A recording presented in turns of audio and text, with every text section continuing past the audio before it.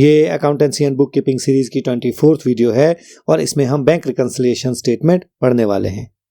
Hello everyone, welcome to beyond classes.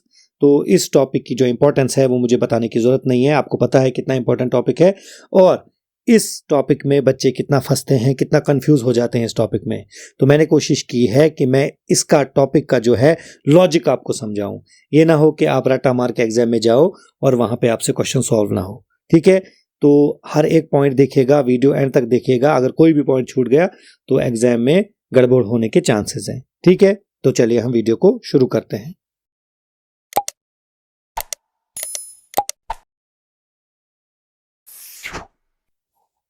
तो जैसा हम जानते हैं कि जो बिजनेसेस होते हैं और बैंक्स होते हैं उनके बीच में रेगुलर इंटरवल्स पे ट्रांजैक्शंस होती रहती हैं।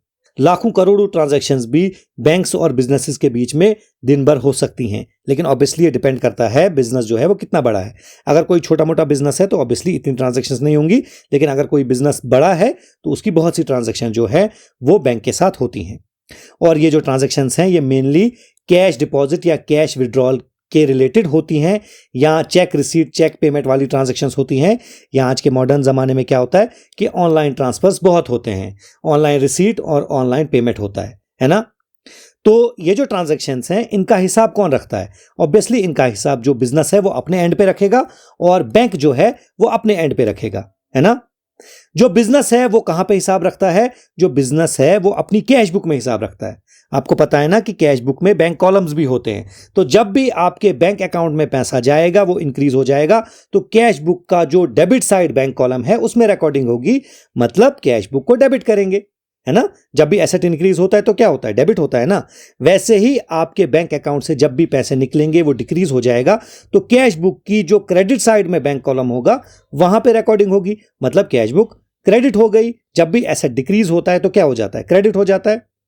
अगर आपने कैश बुक नहीं बनाई तो आप क्या करोगे? आप बैंक अकाउंट बनाओगे अपने लेजर में, है ना। तो जब भी आपका बैंक अकाउंट इंक्रीज होगा तो ये जो बैंक अकाउंट है वो डेबिट होगा। जब भी आपका बैंक में जो पैसा है उससे निकल जाएगा वो डिक्रीज हो जाएगा, तो आपका बैंक अकाउंट जो है वो क्या हो जाएगा? वो क्रेडिट हो जाएगा, है ना। लेकिन ये याद रखना, ये जो बैंक अकाउंट आप बना रहे हो ये आप अपनी बुक्स में बना रहे हो। ये आपने अपनी लेजर में जो बैंक अकाउंट बनाया है वो बैंक अकाउंट है। ये वो बैंक अकाउंट नहीं है जो आपने अपनी जो बैंक है वहां पे बनाया है। समझ आ रही है? ये आपकी बुक्स के हिसाब से आपका बैंक अकाउंट है। जैसे फॉर एग्जांपल आपने अपनी बुक्स में कैश अकाउंट बनाया, वो किस लिए बनाया? ताकि कैश के रिलेटेड जितने भी ट्रांजैक्शंस हैं उनका हिसाब आप वहां पे रखो। वैसे ही मशीनरी अकाउंट अगर आपने बनाया, वो किस लिए बनाया? ताकि मशीनरी के रिलेटेड जितनी भी ट्रांजैक्शन है उनका हिसाब आप वहां पे रखो।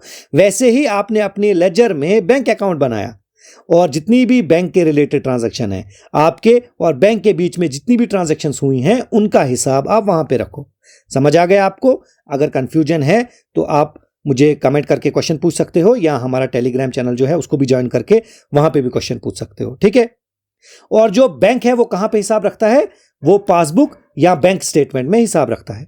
ऑब्वियसली जो वो हिसाब रखता है वो कहीं और रखता है, और पासबुक और बैंक स्टेटमेंट जो होती है वो उसकी कॉपी होती है। लेकिन हमारे लिए बैंक ने जो हिसाब रखा है वो यही है ना, क्योंकि ये वो उसी हिसाब की रिफ्लेक्शन होती है, उसी हिसाब की कॉपी होती है। तो जब भी आपको बोला जाएगा कि बैंक जो है वो कहां पे हिसाब रखता है तो आप सीधा बोलोगे पासबुक में या बैंक स्टेटमेंट में। समझ आ रही है? लेकिन एक्चुअल में ये उस हिसाब की कॉपी होती है। ओके, तो आइडियली क्या होना चाहिए? आइडियली ऐसा होना चाहिए कि मेरी कैश बुक या मेरे बैंक अकाउंट के हिसाब से जो मेरा बैंक बैलेंस है वो बराबर होना चाहिए जो बैंक के हिसाब से मेरा बैंक बैलेंस है। अगर मैंने 10 रुपये बैंक में डिपॉजिट किए हैं तो मेरी कैश बुक या मेरा बैंक अकाउंट जो है वो 10 रुपये ही मेरा बैंक बैलेंस दिखाना चाहिए, और जो बैंक के हिसाब से मेरा बैंक बैलेंस होगा, पासबुक के हिसाब से, बैंक स्टेटमेंट के हिसाब से, वो भी 10 रुपये होना चाहिए। लेकिन कभी कभी क्या होता है कि इनके बीच में डिफरेंस आता है। ये जो बैंक बैलेंस है मेरे हिसाब से और बैंक के हिसाब से मेरा बैंक बैलेंस वो मैच नहीं होता है। उसकी बहुत सी वजहें होती हैं, जैसे टाइम लैग, एरर्स वगैरह, ये हम आगे पढ़ेंगे। लेकिन थोड़ी सी मैं एग्जांपल दे दूं। फॉर एग्जांपल हमने कोई चेक पकड़ा है और उसको उसी दिन डिपॉजिट कर दिया या कभी भी डिपॉजिट कर दिया, तो जब भी आप डिपॉजिट करोगे आप क्या करोगे? आप अपने कैश बुक को या कैश अकाउंट को डेबिट करोगे। इसका मतलब आपके हिसाब से आपका बैंक बैलेंस जो है वो इंक्रीज हो गया, है ना। अगर इससे पहले आपका जो बैंक बैलेंस था वो 1 लाख रुपए था और जो चेक था वो कितने का था, फॉर एग्जांपल 10,000 रुपए का था, तो आपके हिसाब से आपका बैंक बैलेंस कितना है अब 1,10,000 रुपए। लेकिन बैंक को इस चेक को प्रोसेस करने में टाइम लग सकता है, 1 दिन 2 दिन 3 दिन भी लग सकते हैं, समझ आ रही है, बीच में कोई हॉलीडे वगैरह कुछ भी हो सकता है। तो अभी ये जो है आपका 10,000 का चेक, ये अभी बैंक के हिसाब से रिफ्लेक्ट नहीं हुआ है, आपके बैंक अकाउंट में जो आपने बैंक में बनाया है उसमें अभी क्रेडिट नहीं हुआ है। तो इस दौरान अगर आप देखोगे बैंक बैलेंस अपनी बुक्स के हिसाब से और बैंक के हिसाब से वो डिफरेंट आएगा। बैंक में आपका बैंक बैलेंस अभी 1 लाख ही दिखाएगा, लेकिन आपकी बुक के हिसाब से आपका बैंक बैलेंस कितना है 1,10,000। समझ आ रही है? तो इसमें क्या हो सकता है, आपके हिसाब से आपका बैंक बैलेंस, बैंक के हिसाब से आपका बैंक बैलेंस डिफरेंट हो सकता है। ठीक है, तो इसी मसले को हल करने के लिए, इसी जो बैलेंस में डिफरेंस है, इसी को एग्रीमेंट में लाने के लिए हम क्या बनाते हैं, बैंक रिकंसिलिएशन स्टेटमेंट, जिसको शॉर्ट में हम BRS बोलते हैं। ठीक है, यह एक स्टेटमेंट होती है जिसको बिजनेस बनाता है, मतलब जो अकाउंट होल्डर होता है, बैंक नहीं बनाता। कौन बनाता है? अकाउंट होल्डर, कस्टमर जो होता है बैंक का। ठीक है, वो बनाता है। और वो किस लिए बनाता है? ताकि रिकॉन्साइल हो जाए, एग्रीमेंट आ जाए उन दो बैलेंसेस के बीच में। कौन कौन से बैलेंसेस के बीच में? बैंक बैलेंस आपकी कैश बुक के हिसाब से, मतलब बिजनेस के रिकॉर्ड्स के हिसाब से, और बैंक बैलेंस पासबुक के हिसाब से या बैंक स्टेटमेंट के हिसाब से, मतलब बैंक के रिकॉर्ड के हिसाब से। ये जो दो बैलेंसेस हैं ये रिकॉन्साइल हो जाएं, इनमें एग्रीमेंट आ जाए, और ये वो एंट्रीज दिखाता है जिसकी वजह से ये जो डिफरेंसेस हुए हैं वो हुए हैं। समझ आ रही है? मतलब वो एंट्रीज जिनकी वजह से आपके डिफरेंसेस हुए हैं आपके बैंक बैलेंस में और बैंक के हिसाब से आपके बैंक बैलेंस में। समझ आ रहा है आपको? क्लियर है ये? रिकॉन्साइल का मतलब क्या होता है? एग्रीमेंट में लाना। फॉर एग्जांपल किसी दो बंदों का झगड़ा हुआ है तो हम क्या बोल सकते हैं? हम बोल सकते हैं उनके बीच में रिकंसिलिएशन करा दो, उनके बीच में सुलह करा दो। समझ आ रही है आपको? तो इस बात का ख्याल रखना, जो बिजनेस होता है वो बैंक में कौन सा अकाउंट खोलता है अपना, वो होता है करंट अकाउंट। जो अकाउंट होते हैं वो बहुत टाइप्स के हो सकते हैं, एक फिक्स डिपॉजिट भी हो सकता है, सेविंग अकाउंट भी हो सकता है और करंट अकाउंट भी हो सकता है। लेकिन फिक्स डिपॉजिट और सेविंग्स अकाउंट जो है उनमें बहुत लिमिटेशंस हैं जो बैंक के लिए बहुत मुसीबत क्रिएट कर सकता है। फॉर एग्जांपल जो फिक्स डिपॉजिट है उसमें आप डिपॉजिट तो कर सकते हो लेकिन पैसा निकाल नहीं सकते किसी पीरियड से पहले, है ना? तो अगर आपको पैसे की जरूरत है, आपको कोई ऑर्डर आया है या आपने कोई ऑर्डर देना है और उसको पैसे देने हैं आपने, तो वहां पे आपको लिमिट लगी होगी तो आप क्या करोगे? आप तो परेशान हो जाओगे ना। वैसे ही सेविंग अकाउंट है, उसमें कम लिमिट है बट उसमें भी लिमिट है कि पर मंथ आप इतनी ट्रांजैक्शंस कर सकते हो वगैरह वगैरह। तो सबसे आज़ादी ज़्यादा जो देता है वो आपको करंट अकाउंट ही देता है। इसमें कोई लिमिट नहीं होती है कि कितना पैसा आप डिपॉजिट करो और कितना पैसा इससे निकालो आप। समझ आ रही है? और इसमें बहुत इंपॉर्टेंट चीज होती है, वो होती है ओवरड्राफ्ट की फैसिलिटी, है ना? ओवरड्राफ्ट मैंने आपको बहुत बार समझाया, ये क्या होता है? ये होता है एक लोन की फैसिलिटी। अगर आपने सेविंग अकाउंट खोला है या फिक्स डिपॉजिट खोला है और आपको ज्यादा पैसे की जरूरत है जितना आपका फिक्स डिपॉजिट में है या सेविंग्स अकाउंट में है, तो आपको अलग से लोन लेना पड़ेगा। उसके लिए आपको अलग से प्रोसेस पूरा करना पड़ेगा। कभी कभी बिजनेसेस के पास इतना टाइम नहीं होता है। तो जो करंट अकाउंट है उसमें एक फैसिलिटी मिलती है जिसको बोलते हैं ओवरड्राफ्ट फैसिलिटी। उसमें क्या होता है कि आपको कोई एक्स्ट्रा तामझाम करने की जरूरत नहीं है, आप एक्स्ट्रा पैसा बैंक से निकाल सकते हो। फॉर एग्जांपल अगर आपके करंट अकाउंट में 10 लाख रुपए है और आपको 11 लाख की जरूरत है, फटाफट जरूरत है, तो आप बैंक से 11 लाख भी निकाल सकते हो। 1 लाख रुपए जो एक्स्ट्रा निकाला आपने वो क्या है? वो ऑब्वियसली क्या है? वो एक लोन है, उसी को बोलते हैं हम ओवरड्राफ्ट। समझ आ रही है? लेकिन यहां पे आपको एक्स्ट्रा कोई काम करने की जरूरत नहीं है। ये एग्रीमेंट आपके और बैंक के बीच में पहले से ही हुआ होगा कि मुझे जब जरूरत है मैं लोन ले सकता हूं डायरेक्टली अपने करंट अकाउंट से। समझ आ रही है? और दूसरा मसला इसमें क्या होता है कि इसमें या तो बहुत कम या तो बिल्कुल ही इंटरेस्ट जो है वो नहीं मिलती है। देखो, इंटरेस्ट जो होती है वो किस पे बेस्ड होती है? वो इस फैक्ट पे बेस्ड होती है कि आपका पैसा जो है वो कितनी देर बैंक में डिपॉजिट रहा। सबसे ज्यादा फिक्स डिपॉजिट में इंटरेस्ट होती है। वो क्यों? क्योंकि वहां पे फिक्स रहता है आपका पैसा। आप किसी पर्टिकुलर पीरियड से पहले उस पैसे को निकाल नहीं सकते। अगर निकालोगे तो पेनल्टी लगती है। तो वो पैसा आपका बैंक के पास बहुत देर तक रहता है। तो उस पर इंटरेस्ट ज़्यादा मिलती है। वैसे ही सेविंग अकाउंट है, उसका नाम ही सेविंग अकाउंट है, तो वहाँ पे लिमिट होती है, आप कितना पैसा विड्रॉ कर सकते हो, तो वहाँ पे भी आपका पैसा काफ़ी देर रह रहा है ना, समझ आ रही है, तो वहाँ पे भी आपको अच्छी इंटरेस्ट मिलती है।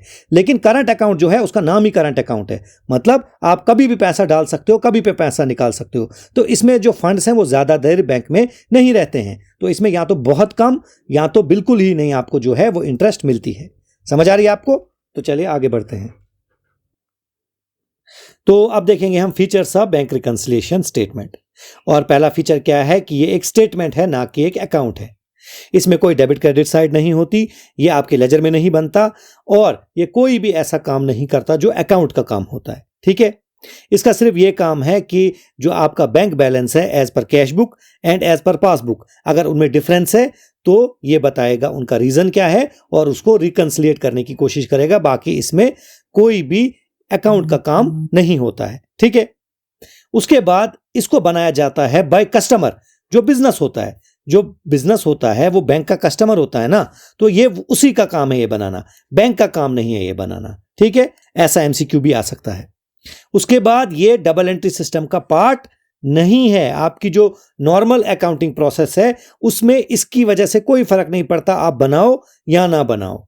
ठीक है ना, फाइनल अकाउंट जो बनाने हैं उनमें इसका कोई भी रोल नहीं होता है, ये आपकी डबल एंट्री सिस्टम का पार्ट नहीं है। Journal, ledger, cash book, subsidiary books, आपके फाइनल अकाउंट जो होते हैं वो डबल एंट्री सिस्टम का पार्ट होते हैं।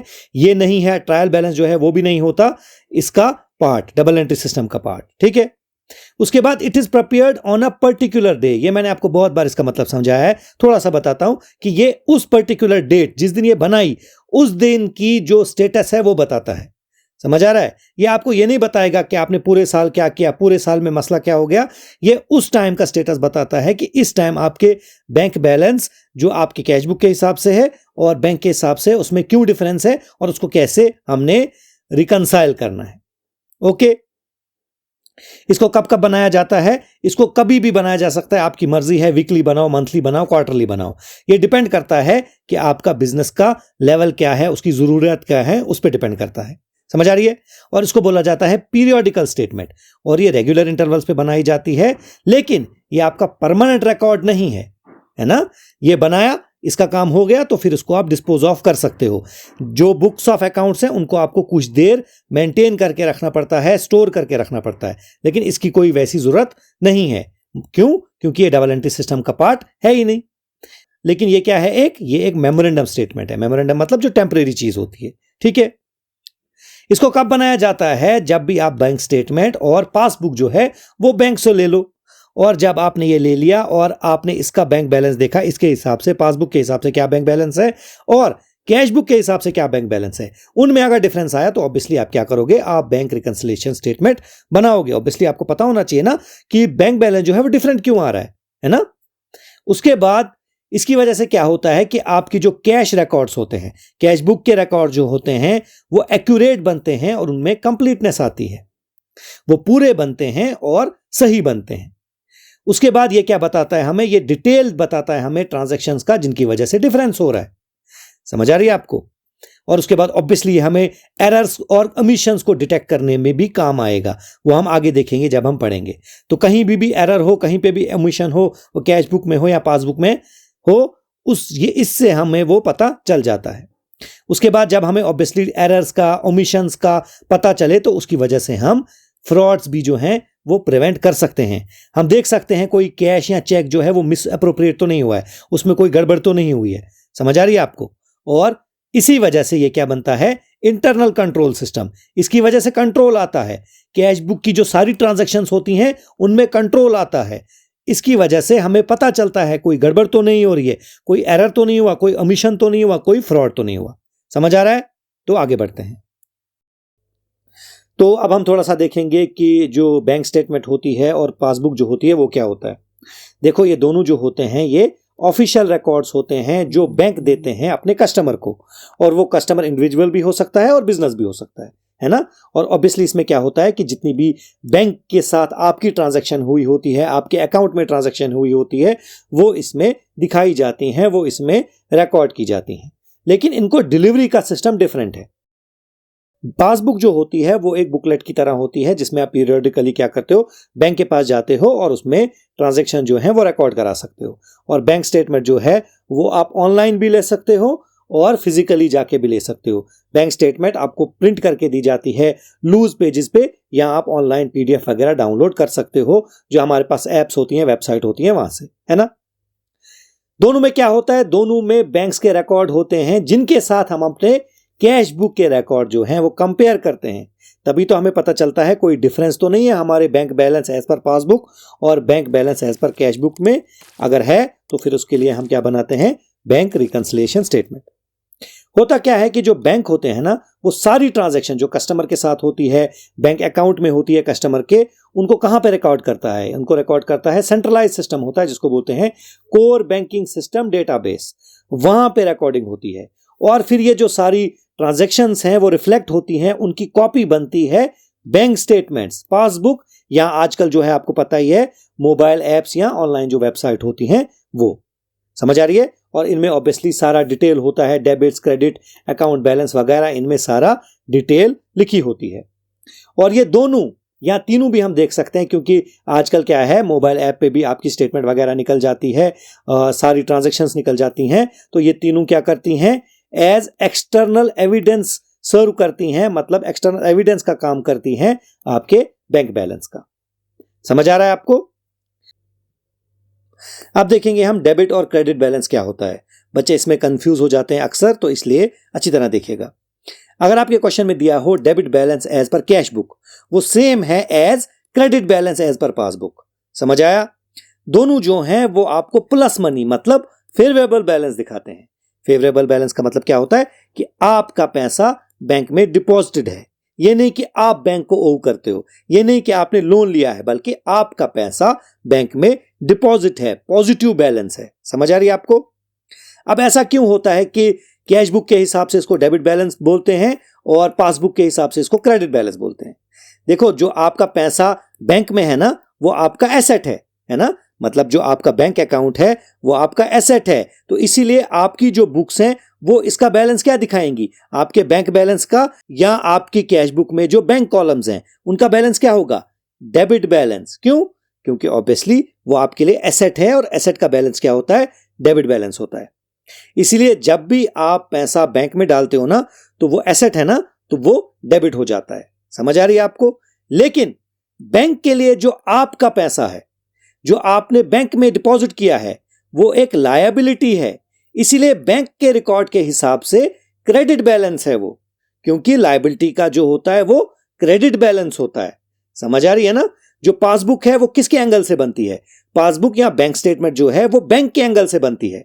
जो बैंक के लिए हो रहा है वो उसमें रिफ्लेक्ट हो रहा है, तो बैंक के लिए लायबिलिटी है ना आपका पैसा। समझ आ रही है। तो पासबुक के हिसाब से क्रेडिट बैलेंस मतलब आपके हिसाब से डेबिट बैलेंस। क्लियर है ये। तो आपको पता है ना, जब भी आपका पैसा जो है वो आपके बैंक अकाउंट में जाता है तो आपके अकाउंट को, मतलब आपका एसएमएस जो है वो क्या आता है, your account has been credited. वो क्रेडिटेड बैंक के एंगल से है, आपके एंगल से तो ऑब्वियसली डेबिट हुआ है, लेकिन आपके एंगल से वो नहीं मैसेज आता, वो आता है बैंक के पर्सपेक्टिव से। बैंक बोलता है कि हमने आपका जो अकाउंट है उसको क्रेडिट कर दिया, मतलब हमारे ऊपर, बैंक के ऊपर और लायबिलिटी बन गई।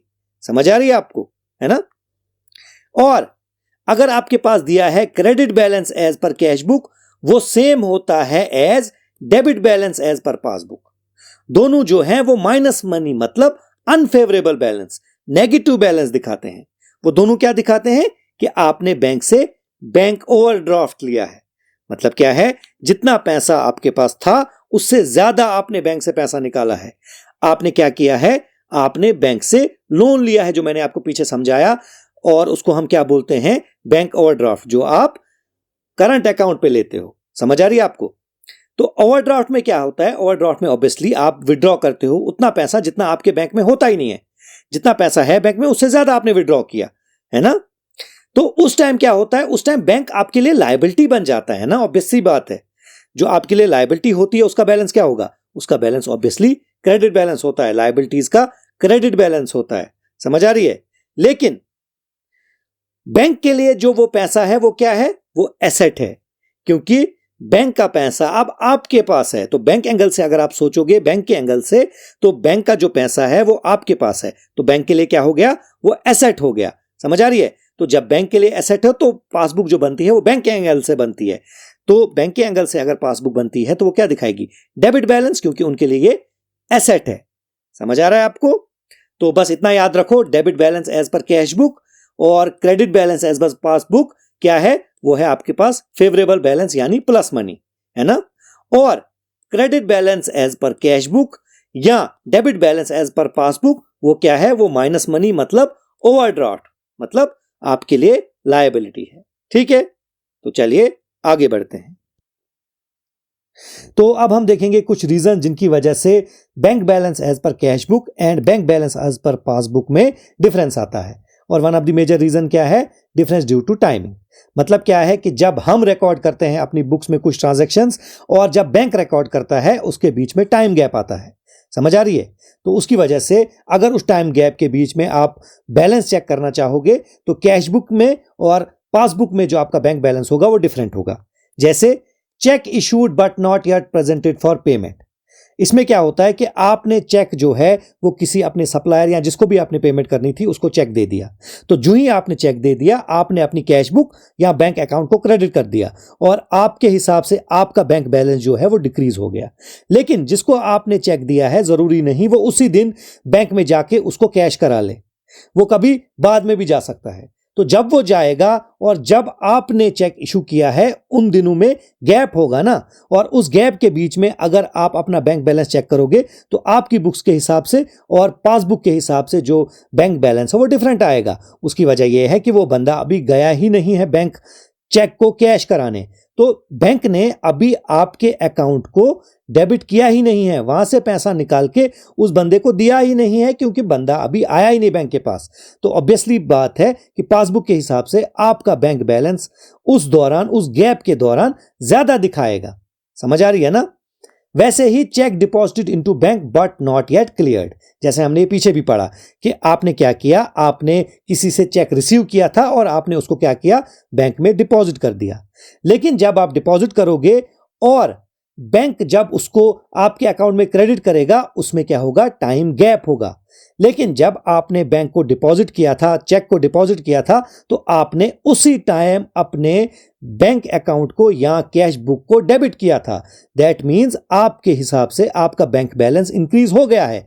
लेकिन बैंक जब उसको क्लियर करेगा उसके बाद वो आपके अकाउंट में क्रेडिट करेगा। समझ आ रही है? तो ऑब्वियसली इस दौरान अगर आपने चेक किया अपना bank balance as per cash book and bank balance as per passbook, उसमें डिफरेंस आएगा। आपके हिसाब से, आपकी बुक्स के हिसाब से आपका बैंक बैलेंस जो है वो ज्यादा होगा और बैंक के हिसाब से आपका जो बैंक बैलेंस होगा वो कम होगा क्योंकि उन्होंने अभी क्रेडिट किया ही नहीं है। उसके बाद है difference due to transactions recorded by bank या delay in advice. Delay in advice का मतलब क्या है? एडवाइस होता है कि जब आपके अकाउंट में कोई एक्टिविटी होती है तो उसकी जो नोटिफिकेशन है, उसकी जो जानकारी है वो आपको बैंक देता है, लेकिन उसमें अगर डिले हो गया तो ऑब्वियसली क्या होगा कि आपके हिसाब से जो बैंक बैलेंस है और बैंक के हिसाब से जो आपका बैंक बैलेंस है उसमें डिफरेंस आएगा। जैसे क्या है, interest on deposit credited by bank but not yet recorded in cash book. आपका जो पैसा बैंक में पड़ा हुआ है उस पे इंटरेस्ट आपको बैंक ने क्रेडिट कर दी, लेकिन अभी आपको उसका पता नहीं है, तो ऑब्वियसली बैंक बैलेंस डिफरेंट दिखाएगा ना दोनों जगह पे। आपके हिसाब से आपका बैंक बैलेंस कम होगा, बैंक के हिसाब से ज्यादा होगा क्योंकि उन्होंने इंटरेस्ट भी डिपॉजिट कर दी। ठीक है? वैसे ही bank charges and interest charge by bank. अगर कोई बैंक चार्ज बैंक ने काटा है, जैसे कोई एटीएम का चार्ज काटा है या कोई और चार्ज काटा है या इंटरेस्ट काटी है, अगर आपने कोई लोन वगैरह लिया है उस पर इंटरेस्ट काटी है, तो जब तक आपको इंफॉर्मेशन नहीं मिलेगी तब तक आप वो अपने अकाउंट से क्रेडिट नहीं ना करोगे क्योंकि आपका ऑब्वियसली जो एसेट है वो डिक्रीज हो रहा है ना, तो आप अपनी कैश बुक को या अपने बैंक अकाउंट को क्रेडिट करोगे ना, लेकिन जब इंफॉर्मेशन मिलेगी तब करोगे। लेकिन बैंक ने तो पहले ही कर दिया है ना। समझ आ रही है आपको? तो इस दौरान जब तक आपको इंफॉर्मेशन मिलती है उस दौरान आपका कैश बुक के हिसाब से बैंक बैलेंस और आपका पासबुक के हिसाब से बैंक बैलेंस डिफरेंट होगा। समझ आ रही है? उसके बाद डिविडेंड कलेक्टेड बाय बैंक, अगर फॉर एग्जांपल आपने कोई इन्वेस्टमेंट की है, शेयर्स खरीदे हैं, उस पर डिविडेंड आया है तो वो डायरेक्टली बैंक में आएगा। तो बैंक में तो क्रेडिट हो गया, लेकिन जब तक आपको पता नहीं चलेगा तब तक आपका बैंक बैलेंस कम ही होगा, लेकिन बैंक में इंक्रीज हुआ होगा।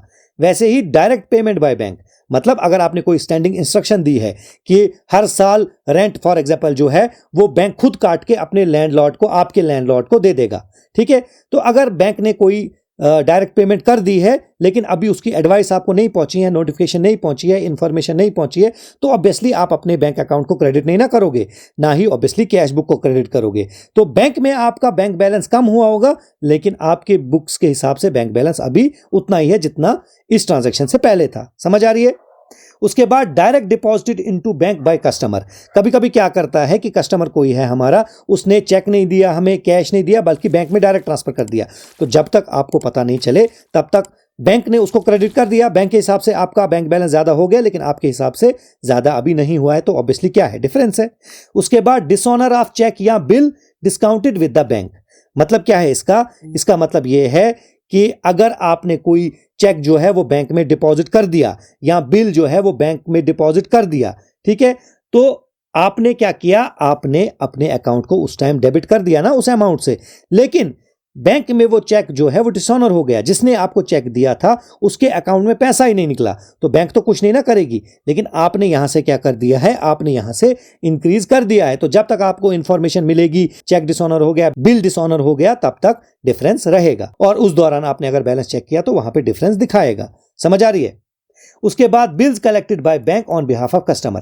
देखो ये बिल जो है ना, ये बिल ऑफ एक्सचेंज की बात हो रही है, जो बिल रिसीवेबल और बिल पेएबल होता है। इसको मैंने बहुत अच्छी तरह पढ़ाया है इंपॉर्टेंट टर्म्स इन अकाउंटिंग वाली वीडियो में, आप वहां पे देख सकते हो ये क्या होते हैं। यहां पे मैं इनको और एक्सप्लेन नहीं करूंगा। तो क्या होता है, कभी कभी जो बिजनेस होता है वो अपना बिल जो है, बिल रिसीवेबल जो है वो बैंक को दे देता है, और बैंक जो है वो बिजनेस की जगह वो कलेक्ट कर लेता है। जब ड्यू डेट आती है, जब बैंक में पैसा आ गया, ठीक है, बैंक में पैसा आ गया, तो लेकिन जब तक आपको इंफॉर्मेशन नहीं मिलेगी तब तक आप कहां करोगे क्रेडिट? समझ आ रही है आपको? लेकिन वहां से बैंक ने क्रेडिट कर लिया, तो डिले इन एडवाइस अगर हो गया, तो जब तक वो आपको एडवाइस नहीं मिलेगी तब तक अगर आप बैलेंस चेक करोगे तो ऑब्वियसली क्या होगा, डिफरेंस आएगा। क्लियर है? ये समझ आया आपको? कंफ्यूजन है तो कमेंट कर लो, ठीक है। तो आगे और एक डिफरेंस है, वो हम आगे देख लेते हैं।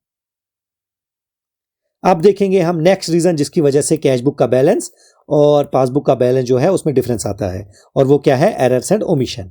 मतलब एरर होता है कोई गलती करना, और ओमिट मतलब होता है कोई लिखना भूल जाना, मतलब टोटली आपने कोई जो रिकॉर्ड नहीं की है एंट्री, ये पार्शियल भी हो सकता है, फुल भी हो सकता है, ठीक है। मतलब एंट्री टोटली रिकॉर्ड नहीं करना, वो होता है ओमिशन, ठीक। तो ये जो है ये कैशबुक में भी हो सकती है गलतियां, और पासबुक में भी हो सकती है, ठीक है। तो कुछ एग्जांपल हम देखते हैं। पहली क्या है, अंडरकास्ट या ओवरकास्ट करना रिसीट साइड ऑफ कैशबुक। मतलब कैशबुक की जो रिसीट साइड है, डेबिट साइड है, उसको आपने अंडरकास्ट कर दिया, मतलब जितना आपने रिसीव किया था पैसा, तो उसको आपने क्या किया, उसको आपने कम लिख दिया। तो अगर आपने वो कम लिख दिया, ऑब्वियसली आपका कैशबुक के हिसाब से जो बैंक बैलेंस होगा वो डिक्रीज हो जाएगा। वैसे ही अगर आपने इसको ओवर कॉस्ट कर दिया, मतलब क्या है, अगर आपने जितना पैसा पकड़ा उससे ज्यादा लिख दिया, तो आपका बैंक बैलेंस जो है एज पर कैशबुक वो इंक्रीज हो जाएगा। समझ आ रही है आपको?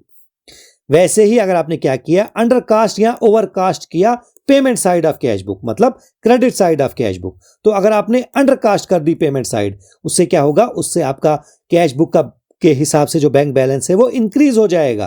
क्यों? क्योंकि आपने क्या किया, आपने जो पेमेंट है वो कम लिखाई, है ना। वैसे ही अगर आपने इस साइड को ओवरकास्ट किया, तो उससे क्या होगा, आपका जो बैंक बैलेंस है एज पर कैशबुक वो डिक्रीज हो जाएगा, क्योंकि आपने पेमेंट जो है वो ज्यादा दिखाई। अंडरकास्ट करने का मतलब होता है कम दिखाना, ओवरकास्ट करने का मतलब होता है ज्यादा दिखाना। Bank charges return twice in cashbook. आपने क्या किया, बैंक ने आपको एडवाइस भेजी कि हमने कोई बैंक चार्ज काटा है, कोई एटीएम का, कोई ट्रांसफर का चार्ज काटा है, तो आपने गलती से उसको 2 बार लिख दिया, है ना। तो bank balance as per cashbook क्या हो जाएगा, कम हो जाएगा। वैसे ही cheque issued but shown on receipt side of cashbook. देखो ये एक ऐसी गलती है जिसकी वजह से डबल इंपैक्ट पड़ता है ना। क्या होगा, जो आपने चेक इशू किया ना, तो उसकी वजह से आपने पहले क्या करना था, पहले आपने अपने बैंक बैलेंस को एज पर आपकी जो कैश बुक है उसको डिक्रीज करना था। मतलब आपने अपने बैंक अकाउंट को या कैश बुक को क्रेडिट करना था, उसकी वजह से क्या होगा, उसकी वजह से आपका बैलेंस डिक्रीज होता, लेकिन आपने वो भी नहीं किया, ऊपर से इसको रिसीट साइड दिखा दिया। समझ आ रही है आपको? जहां 10 रुपए फॉर एग्जाम्पल कम होना था, वहां 10 रुपए कम नहीं हो रहा है, बट 10 रुपए इंक्रीज हो रहा है। समझ आ रही है? तो डबल इंपैक्ट पड़ रहा है। फॉर एग्जाम्पल आपकी जो कैश बुक के हिसाब से बैंक बैलेंस था वो 100 रुपीज था, और आपने चेक इशू किया 10 रुपए का, ठीक है? तो अब आपका जो बैलेंस है वो कितना होना चाहिए था, 90, लेकिन आपने इसको भी डिक्रीज नहीं किया, यहां से क्या किया, यहां से आपने रिसीट साइड दिखाया 10। समझ आ रही है आपको? तो यहां पे 90 नहीं ना होगा, अगर आपने ये डिक्रीज किया ही नहीं तो यहां पे 100 होगा ना। समझ आ रही है आपको? तो ये टोटल कितना हो गया, 110 हो गया, ये डबल इंपैक्ट पड़ गया। समझ आ रही है आपको? तो इसकी वजह से क्या हुआ, आपका जो bank balance as per cash book है वो इंक्रीज हो गया। उसके बाद wrong carry forward of cash book balance, या cheque received from customer debited to cash book but not deposited to bank वगैरह, ये जो है ये सारी वजहें हैं, ये जो सारी रीजंस की एग्जांपल्स हैं, ये आप देख सकते हो। ठीक है, हम आगे बढ़ते हैं और फॉर्मेट वगैरह देखते हैं। तो अब देखेंगे हम procedure of preparing bank reconciliation statement. ये प्रोसीजर कहां से स्टार्ट होता है, पहले जो है हमें पासबुक मिलती है बैंक से, जो कंप्लीटेड पासबुक हो, जिसमें कोई मसला ना हो, पूरी तरह कंप्लीट हो, वो हमें जब बैंक से मिलती है वहां से ये प्रोसीजर स्टार्ट होता है। फिर हम क्या करते हैं, हम दोनों के बैलेंसेस को, मतलब bank balance as per passbook और bank balance as per cash book जो है उसको कंपेयर करते हैं। अगर दोनों के बैलेंस सेम निकले तो दैट मीन्स वहां पे कोई मसला ही नहीं है, तो हमें बैंक रिकंसिलिएशन स्टेटमेंट जो है वो बनाने की जरूरत है ही नहीं। लेकिन अगर दोनों में डिफरेंस आया, आपका bank balance as per cash book और bank balance as per passbook जो है वो डिफरेंट है, फिर जाके हमारी जो बैंक रिकंसिलिएशन स्टेटमेंट है वो बनाने की जरूरत पड़ती है। तो नेक्स्ट स्टेप क्या होता है, टिकिंग एंड अनटिकिंग आइटम्स। मतलब क्या है, देखो क्या किया जाता है, पहले देखा जाता है कि कौन सी एंट्रीज जो हैं वो हमने दोनों बुक्स में की हैं, और दोनों बुक्स में अगर की हैं तो सेम अमाउंट से की हैं, मतलब सही अमाउंट से की हैं, दोनों में सेम अमाउंट है। तो वो जो ट्रांजैक्शंस होंगी, वो जो एंट्रीज होंगी, उनकी वजह से डिफरेंस नहीं ना हो रहा होगा, है ना, तो उनको हम टिक करते हैं। समझ आ रही है आपको? मतलब फॉर एग्जाम्पल अगर हमने कोई डिपॉजिट किया है हमारे बैंक में 10,000 रुपए, तो 10,000 रुपए ही हमारे कैश बुक में भी डेबिट हुआ होना चाहिए और 10,000 ही हमारी पासबुक में भी क्रेडिट हुआ होना चाहिए। समझ आ रही है आपको, है ना? तो अगर दोनों में एंट्री हुई है और 10,000 की ही एंट्री हुई है तो इसका मतलब कोई प्रॉब्लम नहीं है। लेकिन फॉर एग्जाम्पल किसी एक ही में एंट्री हुई है तो वो तो क्लियरली एक प्रॉब्लम है ना। लेकिन अगर दोनों में एंट्री होने के बावजूद भी अगर हमने ये गलती की है कि एक में 1000 ही लिखा है 10,000 की जगह और एक में 10,000 लिखा है, दैट मीन्स एरर है ना, गलती हो सकती है ना, ह्यूमन एरर है, लेकिन यहां पे भी गड़बड़ है ना, तो इसको भी टिक नहीं करेंगे। जब तक दोनों बुक्स में एंट्री ना हो, सेम अमाउंट से एंट्री ना हो, वो एंट्री जो है वो गलत है, उसको टिक नहीं करेंगे। और जो अब अनटिक्ड आइटम्स बचती हैं, दैट मीन्स वही तो है ना हमारा पॉइंट ऑफ डिफरेंस। समझ आ रही है आपको? वही एंट्रीज हैं जिनकी वजह से गड़बड़ हो रही है। या तो दोनों में एंट्री हुई नहीं है, या तो अगर हुई भी है एंट्री लेकिन गलत अमाउंट से हुई है। एक में हमने कुछ और अमाउंट लिख दिया, दूसरी में हमने कुछ और अमाउंट लिख दिया। और इनको क्या किया जाता है, ये जो अनटिक्ड आइटम्स होती हैं इनको अलग से लिखा जाता है कहीं पे, और इन्हीं को यूज किया जाता है बैंक रिकंसिलिएशन स्टेटमेंट बनाने में। ऑब्वियस सी बात है, जो डिसएग्रीमेंट होता है उसी को तो रिकंसाइल करना है ना हमने। समझ आ रही है आपको? तो ये जो अनटिक्ड आइटम्स हैं यही आपका डिफरेंस है, तो इन्हीं को एडजस्ट करके आप देखोगे कि क्या गड़बड़ हुई है। समझ आ रही है? उसके बाद क्या करना है, हमने बैंक रिकंसिलिएशन स्टेटमेंट जो है वो बनानी है। जो बैंक रिकंसिलिएशन स्टेटमेंट होती है उसमें देखो क्या किया जाता है, उसमें किसी एक बुक का बैलेंस लिया जाता है। फॉर एग्जाम्पल आपने कैश बुक का बैलेंस जो है वो लिया, ठीक है, और उसमें जो ये पॉइंट ऑफ डिफरेंस है वो एडजस्ट करोगे, और उस एडजस्टमेंट के बाद जो बैलेंस निकलेगा वो पासबुक का बैलेंस जो है उसके साथ मिलना चाहिए, मतलब पासबुक का बैलेंस निकलना चाहिए। समझ आ रही है? और अगर वो मिल गया दैट मींस वही जो हमने पॉइंट ऑफ डिफरेंस निकाले हैं वही गड़बड़ कर रहे थे, और अब जब मिल गए ये बैलेंस तो हमारा जो बैंक रिकंसिलिएशन स्टेटमेंट है उसने हमें बता दिया कि कौन कौन सी चीजों की वजह से गड़बड़ हो रही थी। तो नेक्स्ट स्टेप क्या होता है हमारा, उसके बाद एडजस्टमेंट एंट्रीज करना अगर हमने कोई गलती की है। समझ आ रही है आपको? अगर एरर हुआ है तो उसकी एडजस्टमेंट एंट्री करेंगे, या अगर टाइमिंग डिफरेंस से हो रहा है, मतलब अभी कोई बैंक जो है उसने हमारा चेक जो है वो क्रेडिट नहीं किया है, तो वो खुद टाइम के हिसाब से ठीक हो जाएगा। समझ आ रही है आपको? तो यहाँ पे भी यही लिखा है कि हम जो स्टार्ट करते हैं बैंक रिकंसिलिएशन स्टेटमेंट बनाना, वो या तो बैलेंस या तो ओवरड्राफ्ट होता है किसी भी एक बुक का। वो कैश बुक का भी हो सकता है, पासबुक का भी हो सकता है। उसके बाद ये जो सारा पॉइंट ऑफ डिफरेंस होते हैं ना, वो एंट्री जिनकी वजह से गड़बड़ हो रही है, उनको एडिशन या सब्ट्रैक्शन होता है, वो हम आगे देखेंगे क्या होता है। और जो फाइनल फिगर निकलती है वो होना चाहिए दूसरी बुक का बैलेंस। मतलब अगर हमने कैश बुक के बैलेंस से स्टार्ट किया बैंक रिकंसिलिएशन स्टेटमेंट बनाना, तो रिजल्ट जो आएगा, मतलब इन एडजस्टमेंट्स के बाद, एडिशन और सब्ट्रैक्शन के बाद जो रिजल्ट निकलेगा हमारे पास, वो पासबुक का बैलेंस जो है उसके साथ मिलना चाहिए। मतलब पासबुक का बैलेंस निकलना चाहिए। अगर वो निकल गया, अगर वो बैलेंसेस टैली हो गए, दैट मीन्स हमने हर एक जो भी डिफरेंस है उसको रिकंसाइल किया है, उसको आइडेंटिफाई किया है और उसको हमने एंटर कर दिया है। That has been accounted for, मतलब जो उसका असर होना चाहिए था वो हमने दिखा दिया है। समझ आ रही है? और उसके बाद हम क्या करते हैं, उसके बाद एडजस्टमेंट एंट्रीज वगैरह करते हैं, ताकि अगर हमने कोई एरर वगैरह किया है तो उसको हम रेक्टिफाई कर लें। समझ आ रही है? और अगर ये जो फाइनल फिगर है वो नहीं मिलती है दूसरी बुक के साथ, इसका मतलब क्या है? इसका मतलब है कि अभी भी कोई अनरिजॉल्व डिस्क्रिपेंसीज हैं, अभी भी कोई गड़बड़ है। फिर उसको और हम दोबारा से चेक करते हैं अच्छी तरह, और फिर वही प्रोसेस करते हैं कि हम फिर से बैंक रिकंसिलिएशन स्टेटमेंट बनाते हैं, जब तक जो एक बैलेंस हमने शुरू किया है उसको एडजस्ट करके हमें दूसरी बुक का बैलेंस ना मिले। समझ आ रही है आपको? प्रोसीजर समझ आया? लेकिन देखो, ऐसा जो है ये रियल लाइफ में किया जाता है। वहां पे आपको क्या होता है, वहां पे आपको अपनी जो कैश बुक है वो भी होती है, और आपके पास बैंक से पासबुक भी आ जाती है। फिर आप उनको देखते हो वहां पे कि आपका डिफरेंस है या नहीं है ना? फिर आप कोई एक बैलेंस लेके जो आपने डिफरेंसेस देखे हैं उनको एडजस्ट करते हो, तो दूसरा बैलेंस निकलना चाहिए। लेकिन ये रियल लाइफ में होता है।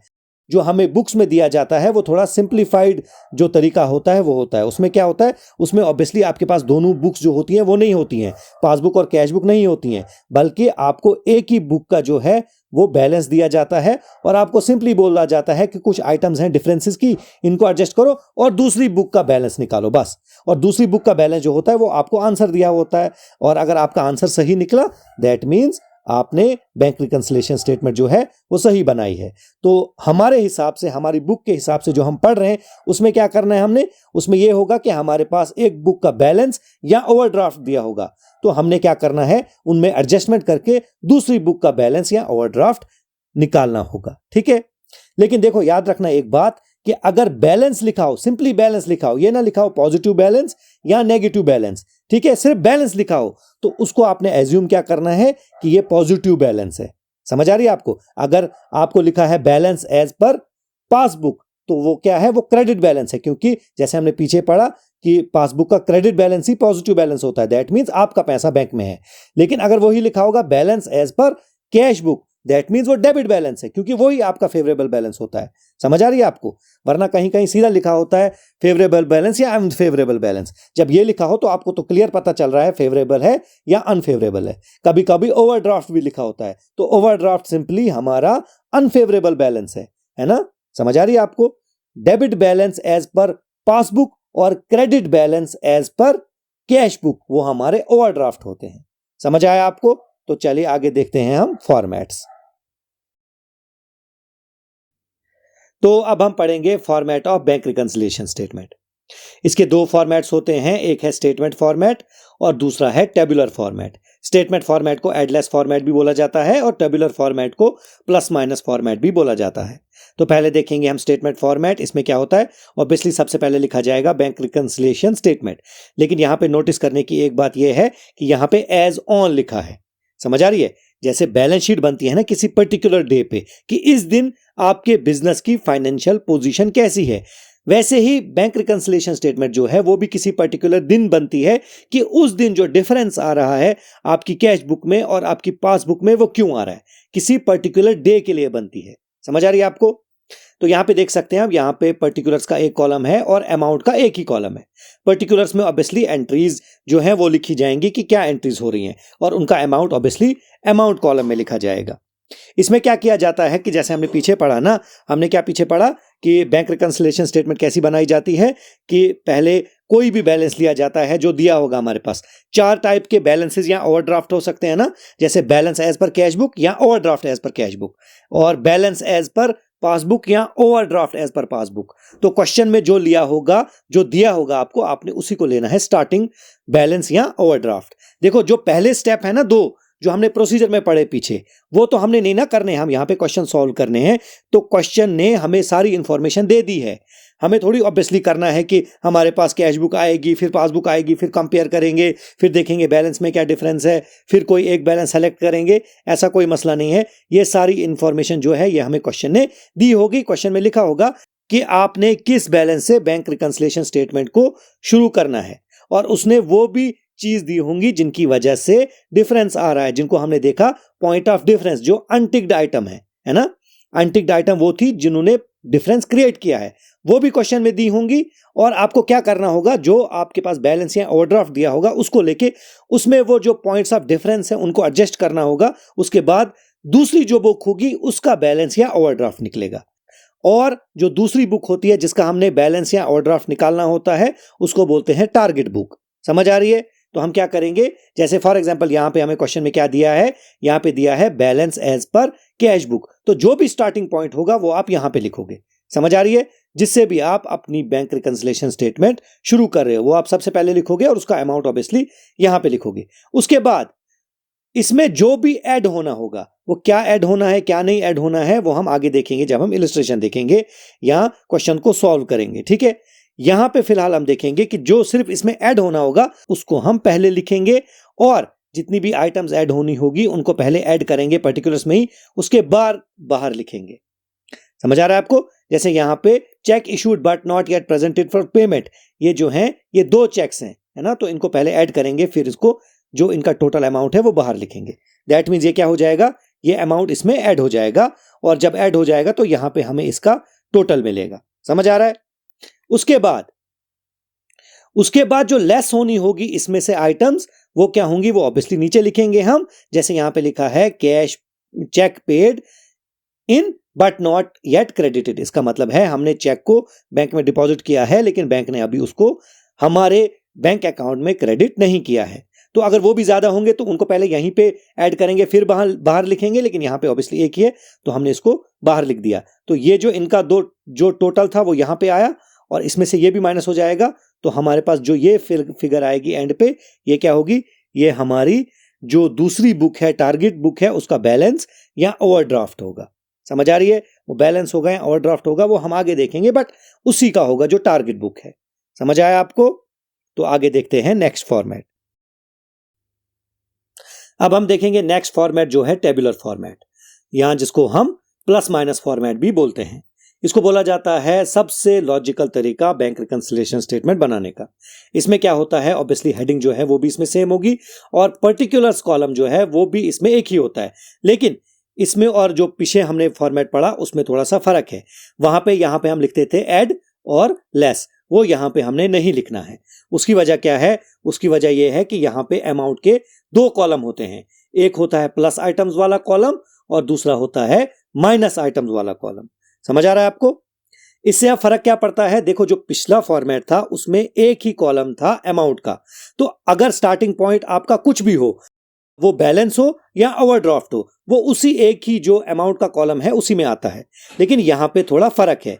यहां पे क्या होता है, यहां पे अगर आपके पास बैलेंस है, फेवरेबल बैलेंस है, मतलब आपका जो पैसा है वो बैंक में पड़ा हुआ है, कैश बुक के हिसाब से डेबिट बैलेंस और पासबुक के हिसाब से क्रेडिट बैलेंस। समझ आ रही है आपको? वो क्या है, वो आपके लिए प्लस आइटम होती है, वो आपके लिए फेवरेबल बैलेंस होता है।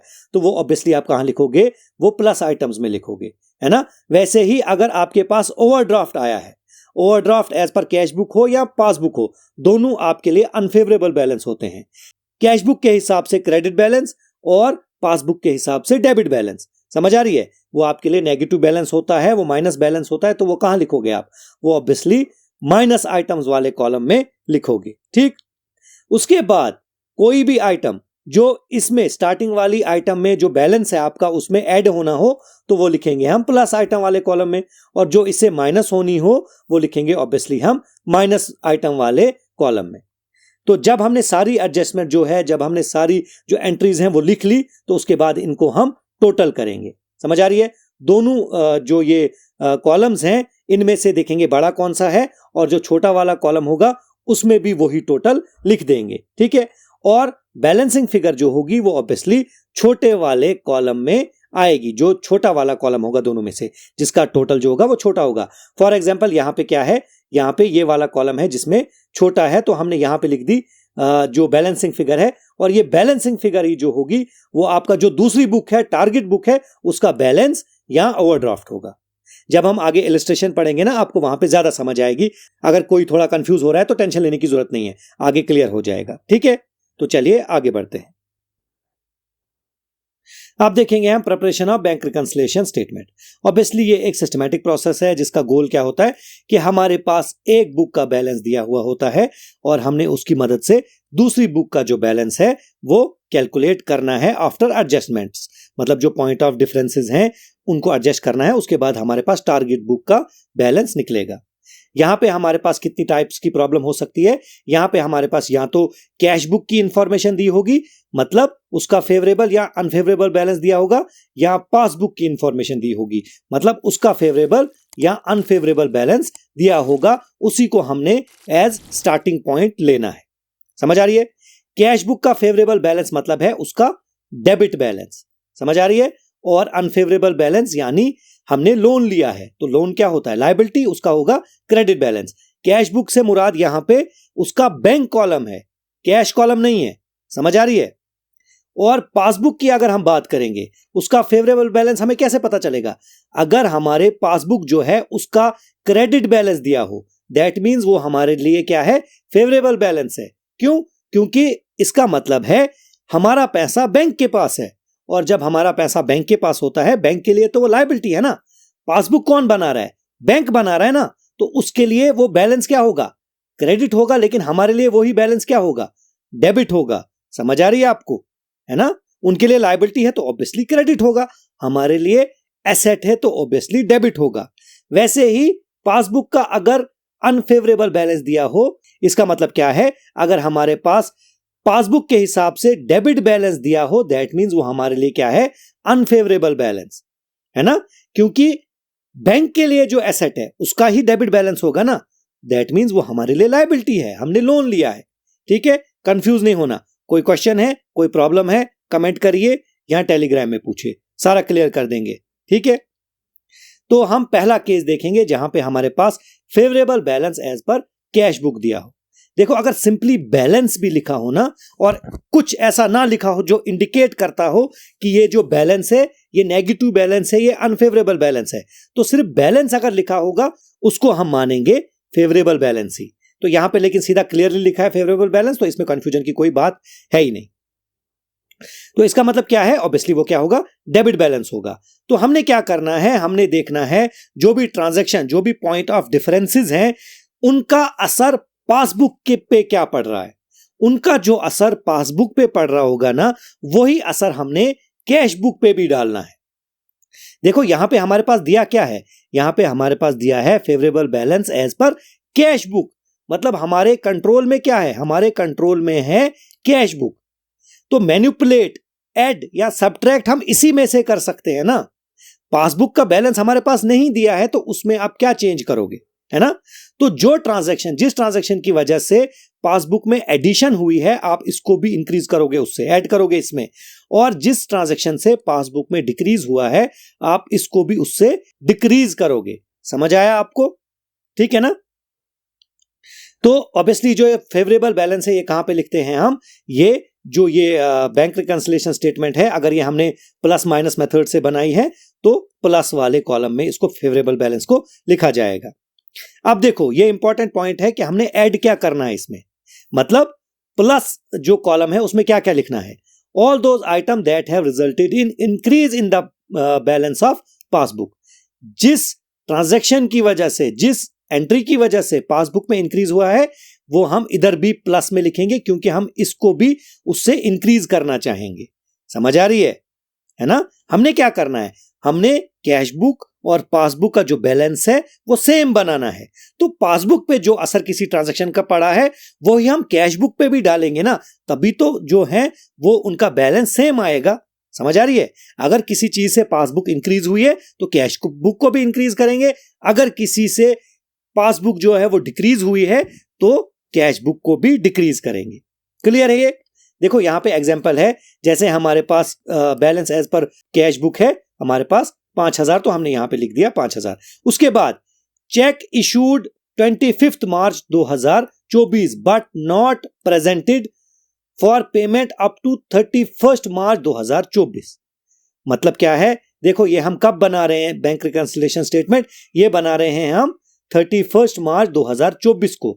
मतलब इस दिन हमने देखना है कि हमारे बैलेंस में डिफरेंसेस क्यों आ रहे हैं। ठीक है, तो आपने क्या किया है, आपने एक चेक इशू किया है 25 मार्च को। समझ आ रही है?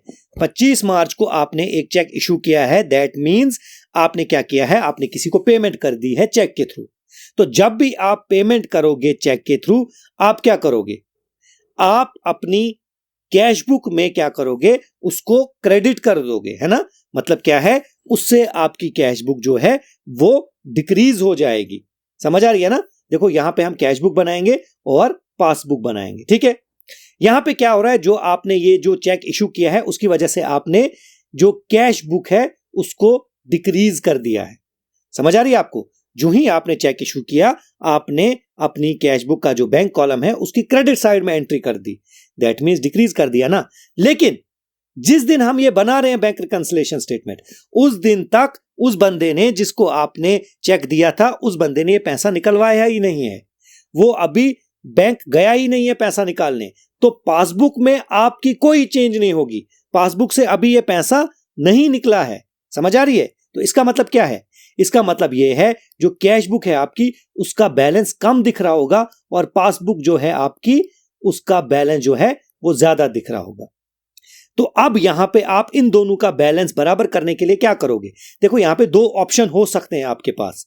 आप यहां तो पासबुक को भी क्या करोगे, पासबुक को भी डिक्रीज करोगे क्योंकि आपने कैश बुक को डिक्रीज किया, या आप ऑब्वियसली कैश बुक को वापस इंक्रीज करोगे। लेकिन यहां पे आप क्या कर सकते हो, यहां पे आपके पास सिर्फ कैश बुक का बैलेंस दिया हुआ है, तो उसी को मैनिपुलेट कर सकते हो आप। तो आप क्या करोगे, आप ऑब्वियसली कैश बुक को वापस इंक्रीज करोगे ताकि ये जो ट्रांजैक्शन है इसका असर खत्म हो जाए, क्योंकि पासबुक पे इसका कोई असर नहीं पड़ा है। तो जब पासबुक पे असर नहीं पड़ा है तो आप क्या करोगे, कैश बुक से भी इसका असर खत्म करोगे, है ना। आपका अल्टीमेट एम है दोनों जो बुक्स हैं उनके बैलेंसेस को बराबर करना। समझ आ रही है आपको? तो इसका मतलब प्लस करोगे ना वापस। जब आपने चेक इशू किया तो माइनस किया, अब क्या करोगे, अब वापस इसको प्लस करोगे। तो इसीलिए हमने इसको प्लस वाले कॉलम में लिख दिया है। समझ आया आपको? आगे बढ़ते हैं। तो अब देखेंगे हम कि हमने कौन सी ट्रांजैक्शंस जो हैं वो डिडक्ट करनी है हमारे कैश बुक के बैलेंस से। समझ आ रही है? तो जो भी कोई ट्रांजैक्शन, जो भी कोई एंट्री जो है जिसकी वजह से आपका पासबुक का बैलेंस जो है वो कम हुआ है, उसको हमने कैश बुक के बैलेंस से भी माइनस करना है ताकि दोनों पे सेम असर पड़े। जिससे पासबुक कम हुई उससे कैश बुक भी कम करेंगे, है ना। तभी जाके दोनों पे सेम असर पड़ेगा और दोनों का जो बैलेंस है वो सेम आएगा। ठीक है ना। तो हमारे पास एग्जांपल क्या है, cheque of ₹20,000 received from Shyam, deposited in bank, however the bank could not collect the amount till 31 March 2024। यहां पे ख्याल रखना हम कब बना रहे हैं बैंक रिकंसिलिएशन स्टेटमेंट, 31 मार्च 2024। तो वहां तक जो ट्रांजैक्शन हुई है उन्हीं को हम कंसीडर करेंगे। ठीक है ना। तो क्या हुआ है यहां पे ये हुआ है कि हमने 20,000 का चेक पकड़ा शाम से और उसको हमने क्या किया, डिपॉजिट कर दिया। लेकिन हमने जब डिपॉजिट किया तब से लेके 31 मार्च तक क्या हुआ कि बैंक ने अभी उसको क्रेडिट नहीं किया है हमारे अकाउंट में। मतलब यहां पे अगर लिखा है bank could not collect the amount, that means bank ने अभी हमारे अकाउंट में उसको क्या किया है, डेबिट अभी नहीं किया है, हमारा बैंक इंक्रीज नहीं हुआ है। लेकिन क्या हुआ है, जब भी आपने वो चेक जो है वो अपना बैंक में डिपॉजिट कर दिया, उस टाइम आपकी जो कैश बुक है उसको आपने डेबिट कर दिया, यानी इंक्रीज कर दिया। लेकिन जिस दिन हम बैंक रिकंसिलिएशन स्टेटमेंट बना रहे हैं तब तक बैंक ने अभी आपकी पासबुक जो है उसको इंक्रीज नहीं किया है। दैट मींस पासबुक में इसकी वजह से कोई असर नहीं पड़ा है। तो अगर पासबुक में कोई असर नहीं पड़ा है तो हमने क्या करना है, हमने कैश बुक पे भी कोई असर पड़ने नहीं देना है। तो जो पहले असर हुआ था उसका रिवर्स करेंगे ना। तो जब आपने जो चेक है वो डिपॉजिट किया था तो उसको डेबिट किया था, यानी आपने अपने कैश बुक के हिसाब से अपने बैंक बैलेंस को इंक्रीज किया था, अब क्या करोगे, आप उसको डिक्रीज करोगे। समझ आ रही है? तभी आपने क्या लिखा, check deposited but not cleared, वो आपने लिखा माइनस आइटम में। ये तो पुराना है ना, पिछली एग्जांपल। समझ आ रही है आपको? तो क्या हुआ यहां पे ये हुआ कि हमारे पास जो बैलेंस था दिया हुआ कैश बुक का, उसको हमने प्लस आइटम में लिखा क्योंकि ये फेवरेबल बैलेंस था, है ना। उसके बाद हमने देखा कि पासबुक जो है उस पे क्या असर पड़ रहा है इस ट्रांजैक्शन का। पासबुक पे इस ट्रांजैक्शन को कोई असर नहीं पड़ रहा है, तो जो कैश बुक पे असर पड़ रहा है हमने उस असर को भी खत्म करना है। तो कैश बुक पे इसका असर क्या पड़ रहा था, कैश बुक पे इसका असर यह पड़ रहा था कि कैश बुक इससे डिक्रीज हो रही थी, क्योंकि हमने चेक इशू किया था तो उस टाइम अपनी कैश बुक को डिक्रीज किया था। लेकिन पासबुक पे अभी इसका कोई असर नहीं पड़ा है, क्योंकि अभी बैंक ने क्योंकि अभी जो बंदा है जिसको हमने चेक दिया था उसने अभी इसको प्रेजेंट किया ही नहीं है, तो हमारे बैंक से पैसा निकला ही नहीं है। तो कैश बुक से हमने माइनस किया था, अब वापस ऐड कर दिया ताकि पासबुक जितना ही हमारा बैलेंस हो जाए। और जो चेक डिपॉजिटेड था लेकिन क्लियर नहीं हुआ था अभी, उसको हमने क्या किया था, उसको हमने अपनी कैश बुक में इंक्रीज कर लिया था, लेकिन पासबुक पे कोई असर नहीं पड़ा था। तो अब क्या किया हमने, तो इसका कैश बुक से भी जो असर है वो कम कर दिया, मतलब इसको डिक्रीज कर दिया, क्योंकि पहले ये इंक्रीज हुआ था। इतना समझ आया आपको, है ना। तो अब क्या करेंगे, जो बड़ी साइड है उसका बैलेंस हम मतलब टोटल जो है उसका यहां पे लिखेंगे। तो बड़ी साइड हमें साफ दिख रही है, ये नहीं देखना, ये बैलेंसिंग फिगर है। बड़ी साइड यहां पे जो है वो 20,000 है, तो यहां पे हमने 20,000 लिखा और इसको भी 20,000 बनाना है ना। लेकिन यहां पे हम देख रहे हैं यहां पे सिर्फ 15,000 है इसका नॉर्मली जो इसमें एंट्रीज हुई हैं। तो 15,000 20,000 में से जब माइनस करेंगे तो हमारे पास बैलेंसिंग फिगर क्या आएगी, 5,000 की। और ये 5,000 जो है वो हमारा जो पासबुक है उसका बैलेंस या ओवरड्राफ्ट निकला, है ना।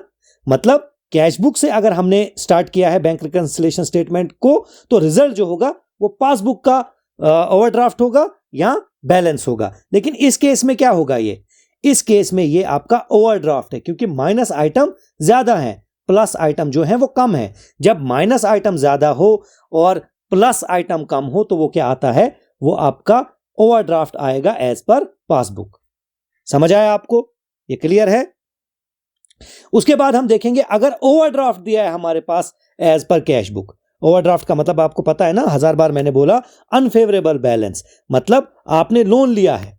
समझ आ रही है आपको, मतलब कैश बुक के हिसाब से क्रेडिट बैलेंस और पासबुक के हिसाब से डेबिट बैलेंस, उसमें भी आपने यही सब करना है। फर्क सिर्फ एक होगा, देखो यहां पे आपको इस केस में क्या दिया होगा, ये बैलेंस नहीं दिया होगा बल्कि ओवरड्राफ्ट दिया होगा, है ना। तो जब ओवरड्राफ्ट है मतलब वो आपकी माइनस आइटम है, तो वो यहां पे नहीं आएगी, वो यहां पे आएगी। समझ आ रही है आपको। अगर ये 5,000 ओवरड्राफ्ट होता एज पर कैश बुक तो आपने यहां पे लिखना था। समझ आ रही है। बाकी जो सारी एंट्रीज हैं वो वैसी होती। ऑब्वियसली जो ये आपका जो ये बैलेंसिंग फिगर है इस पे फर्क पड़ता, क्योंकि कैलकुलेशन चेंज हो जाती ना। पहले यहां 5,000 था, फिर यहां 5,000 होता, ठीक है। तो आपका ये जो एंड रिजल्ट निकलता वो एज पर पासबुक ही निकलता, लेकिन वो या तो ओवरड्राफ्ट होता या तो बैलेंस होता। यहां पे हम नहीं करेंगे, आगे हमने इलिस्ट्रेशन इस पे रखी है जिसमें हमने लिया है overdraft as per cash book, तो वहां पे आपको ज्यादा समझ आएगी। बस इतना समझ लीजिए आप कि आपने वही सब करना है जो आपने balance as per cash book के केस में किया। फर्क इतना है कि अगर ओवरड्राफ्ट दिया है तो वो आप इस साइड लिखोगे। समझ आ रही है। बाकी अगर आपने कोई चेक इशू किया है बट उसको प्रेजेंट नहीं किया है तो उसको माइनस आइटम में ही लिखोगे। और अगर कोई आपने चेक डिपॉजिट किया है लेकिन वो अभी क्लियर नहीं हुआ है तो उसको आप माइनस आइटम में ही लिखोगे। समझ आ रही है आपको, ठीक है। तो आगे बढ़ते हैं। अब देखेंगे हम when balance as per passbook is given, मतलब क्या है, हमारी बीआरएस का जो स्टार्टिंग पॉइंट होगा वो क्या होगा, या तो फेवरेबल बैलेंस या तो unfavourable balance but as per passbook, ठीक है। तो पहला केस क्या है, favourable balance as per passbook, मतलब credit balance as per passbook. हमारा पैसा जब बैंक में डिपॉजिटेड होगा, हमने ओवरड्राफ्ट वगैरह नहीं लिया है। तो इस केस में हम क्या करेंगे, इस केस में देखेंगे हम कि कैश बुक पे उन ट्रांजैक्शन का जिनकी वजह से डिफरेंस आ रहा है उनका असर क्या पड़ा है, और वही असर हम डालेंगे पासबुक पे। अगर कोई ट्रांजैक्शन जो है उसका असर कैश बुक पे पड़ा ही नहीं है और सिर्फ पासबुक पे पड़ा है तो उसका असर पासबुक से खत्म कर देंगे। समझ आ रही है, ठीक है। तो अब क्या करेंगे, हम सिंपली जो फेवरेबल बैलेंस है ऑब्वियसली उसको लिखेंगे हम प्लस कॉलम में, जैसे हमने पिछले केस में लिखा। फेवरेबल बैलेंस पासबुक का हो, फेवरेबल बैलेंस कैश बुक का हो, वो प्लस कॉलम में ही आएगा, जैसे यहां पे आया है स्टार्टिंग पॉइंट 5000 जो हमारा है बैलेंस एज पर पासबुक। ठीक है, उसके बाद देखेंगे हम कि अब यहां से हम डिडक्ट क्या करेंगे। देखो, जो ट्रांजैक्शन जिनकी वजह से कैश बुक का बैलेंस जो है वो कम हुआ है, उनकी वजह से हम पासबुक का जो बैलेंस है वो भी कम करेंगे, ताकि दोनों पे सेम असर पड़े और दोनों का बैलेंस सेम आए, है ना। तो एग्जांपल क्या है हमारे पास कि हमारे पास बैलेंस एज पर पासबुक दिया है 5000। ठीक है, तो उसको क्या किया हमने, बैलेंस एज पर पासबुक लिख दिया यहां पे 5000। ठीक है, उसके बाद cheque issued on 15th March 2024 but not presented for payment up to 31st March 2024 10,000 रुपए का। देखो, यहां पे हम जो BRS बना रहे हैं वो कब बना रहे हैं, 31st March 2024 तक। ठीक है, इस बात का ख्याल रखना। तो क्या हुआ है कि हमने चेक इशू किया है एक 15th March 2024 को, है ना, लेकिन वो प्रेजेंट हुआ ही नहीं है पेमेंट के लिए, मतलब जिसको हमने चेक दिया है वो अभी बैंक गया ही नहीं है पैसा लेने के लिए। तो इसका असर कैश बुक पे क्या हुआ है, ऑब्वियस सी बात है, जैसे हमने पीछे भी देखा, इसकी वजह से हमने अपनी कैश बुक को क्या किया है, डिक्रीज कर दिया है ना। तो कैश बुक को अगर हमने डिक्रीज किया है मतलब क्रेडिट किया होगा ना, जब भी हम पेमेंट करते हैं तो कैश बुक का जो बैंक कॉलम है उसको क्रेडिट किया होगा, डिक्रीज किया होगा। तो जब हमने कैश बुक को डिक्रीज किया है तो हमने क्या बोला, हमने वही करना है पासबुक में भी, तो हम 10,000 से पासबुक को भी डिक्रीज करेंगे। तो तभी यहां पे किया हमने check issued not presented for payment, minus में लिख दिया 10,000। समझ आ रहा है आपको। ऐड क्या करेंगे, वो आइटम जिनकी वजह से कैश बुक का जो बैलेंस है वो इंक्रीज हुआ है ना। एग्जाम्पल क्या है, a cheque of ₹20,000 received from Shyam deposited into bank, however the bank could not collect the amount till 31st March 2024। वही सेम बात है कि चेक जो है 20,000 का हमने पकड़ तो लिया और डिपॉजिट कर दिया बैंक में, तो जो ही आपने बैंक में डिपॉजिट किया आपने अपनी कैश बुक को इंक्रीज कर दिया, लेकिन अभी बैंक में वो आया नहीं है, मतलब बैंक वालों ने उसको डिपॉजिट नहीं किया है, आपने आपके अकाउंट में उसको अभी क्रेडिट नहीं किया है, तो इसका मतलब अभी पासबुक पे इसका कोई असर नहीं पड़ा है। समझ आ रही है आपको। तो अब क्या करना है आपने, अब इसका असर आपने पासबुक पे भी डालना है ना। पिछले केस में आपके पास कैश बुक का बैलेंस था, तो कैश बुक को आपने मैनिपुलेट किया, यहां पे आपके पास पासबुक का बैलेंस है, तो यहां पे पासबुक का बैलेंस को मैनिपुलेट करोगे। कंफ्यूज नहीं होना, समझ आ रही है। जिसका बैलेंस आपके पास दिया है उसी पे आपने असर डालना है दूसरे वाले बैलेंस का, है ना, जो दूसरे पे असर हुआ है। तो यहां पे कैश बुक पे जो असर हुआ है वो ही आप पासबुक पे डालोगे, है ना। तो कैश बुक पे क्या असर हुआ होगा, कैश बुक ऑब्वियसली डेबिट हुई होगी, जो ही हमने बैंक में डिपॉजिट किया ना चेक, उसी टाइम हम एंट्री करते हैं अपने कैश बुक के बैंक कॉलम में। ठीक है, तो अगर हमने उसको ऐड किया है तो यहां पे भी हम इसको cheque deposit but not cleared yet, उसको हमने प्लस कर दिया। समझ आ रहा है आपको।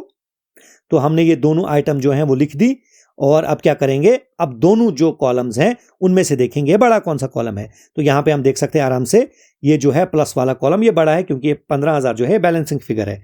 तो अब ये जो आया ये 25,000 है, तो इसको भी हमने क्या किया, 25,000 बनाया, लेकिन यहां पे सिर्फ 10,000 की एंट्री है, तो यहां से हमने 10,000 को 25,000 से माइनस किया, हमारे पास आया 15,000 बैलेंसिंग फिगर।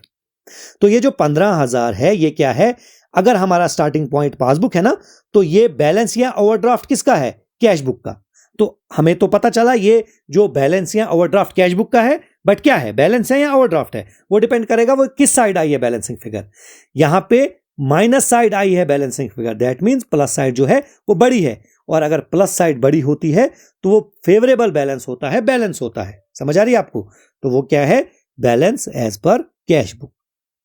समझ आया आपको, यहां तक क्लियर है। अब अगर इस केस में हमारे पास दिया होता overdraft as per cash book, मतलब क्या है कि कैश बुक हमें बता रही है कि हमने बैंक से लोन लिया है, हमने ओवरड्राफ्ट लिया है, जितना हमारे पास पैसा बैंक में नहीं था उससे ज्यादा हमने लिया है।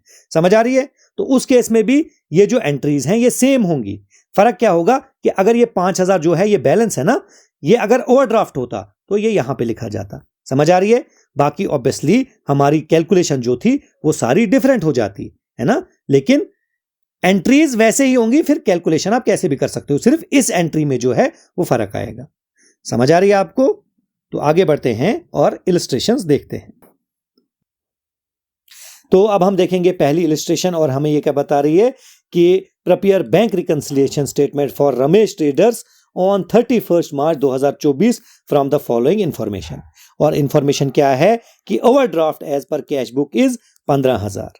समझ आ रही है आपको? इसका मतलब क्या है, हमारे पास कैश बुक की इंफॉर्मेशन दी है, तो हम मैनिपुलेट कर सकते हैं सिर्फ कैश बुक की इंफॉर्मेशन को।